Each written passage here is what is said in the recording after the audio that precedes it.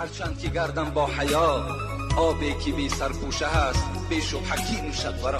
زنهایی که اگر سطر ندارن مثل همون ظرفایی که آب میگیرن سرپوشه ندارن مثل همون هستن.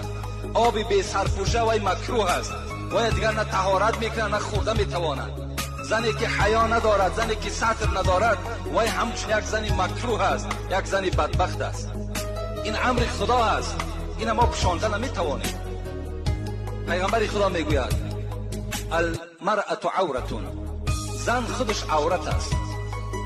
بین لعن الله الناظر والمنظور الیه، لعنت کند خداوند با آن مردهایی که به سوی این زنهای بی سطر نظر میکنند، یا لعنت کند پیغمبر خدا گفت زنهای را که تمام مردم نگاهشان بالای خودشان حواله میکنند. این زنهای بی سطر را پیغمبر خدا گفتن لعنه الله، خدا لعنتشان کنه.